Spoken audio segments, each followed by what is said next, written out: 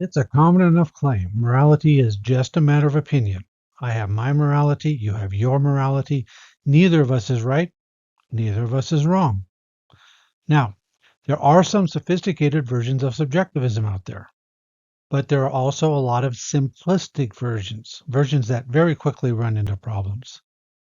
I'll be producing some videos on the more sophisticated versions later, but first I want to clear the ground of some of these simplistic versions. If morality is just a matter of opinion, then there's the question of whose opinion matters in determining whether something is right or wrong. Once we ask this question, problems immediately begin to emerge.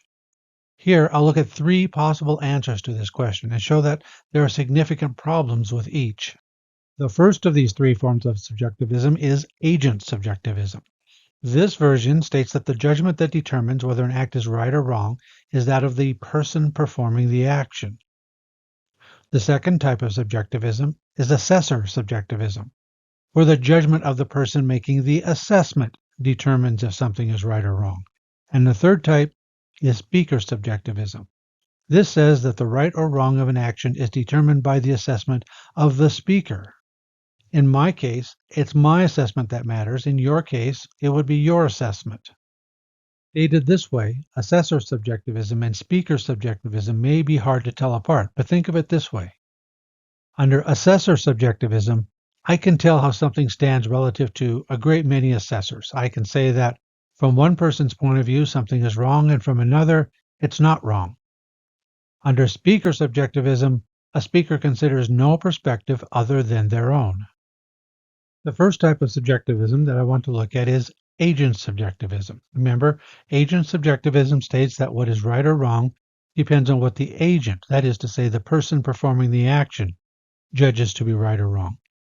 What matters here is that each person act in accordance with their own morality.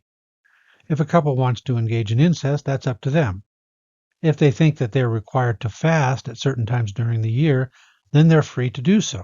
But, well, don't force your morality on others. We'll look at that claim, don't force your morality on others, in a future video. For now, I just find it interesting that those who say don't force your morality on others seem quite eager to force that morality, that moral prohibition, on others. Returning to agent relativism, if what matters is the morality of the person performing the action, then this has some real unsettling implications. It says that if somebody sees nothing wrong with abusing their children, then they're not doing anything wrong when they abuse their children. And if a plantation owner sees nothing wrong with owning slaves, then there is nothing wrong with that plantation owner owning slaves. These implications are a bit difficult to accept. Faced with a choice between, on the one hand, accepting child abuse and slavery as legitimate when the abuser or slave owner judges them to be legitimate, and on the other hand, rejecting agent subjectivism, the case seems stronger for rejecting agent subjectivism. So let's try the second type of subjectivism, assessor subjectivism.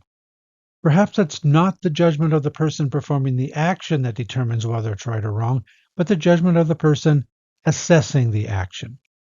For example, under assessor subjectivism, it wouldn't be the judgment of the person beating the child that determines if it's right or wrong. It's the judgment of the person assessing the action. But it's interesting to note that under assessor subjectivism, the person who condemns beating a child isn't saying anything about beating a child. The assessor is just talking about themselves, about their attitude towards the beating of a child. And if the assessor were to change their attitude, then the beating of a child will change from being illegitimate to being legitimate. And under assessor subjectivism, either attitude is just as correct, just as legitimate as the other. And assessor subjectivism gives us another problem, a problem of multiple contradictions. Every act has multiple assessors. And it's quite possible, in fact it's quite common, that one person will judge something to be right while another person judges it to be wrong. So we have the same act being both right and wrong. Every act, it would seem, is both right and wrong. And this seems to make a mockery of morality.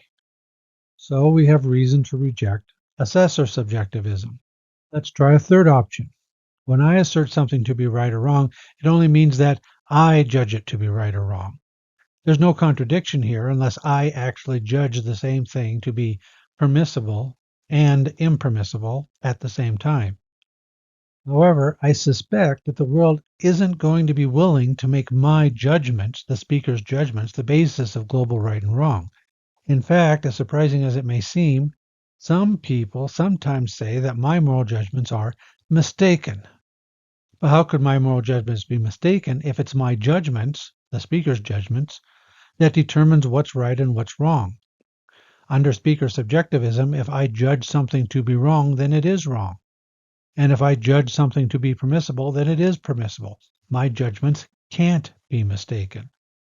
They can't be mistaken unless the standards for right and wrong are somehow independent of my judgments. These absurd implications give us reasons to reject speaker subjectivism.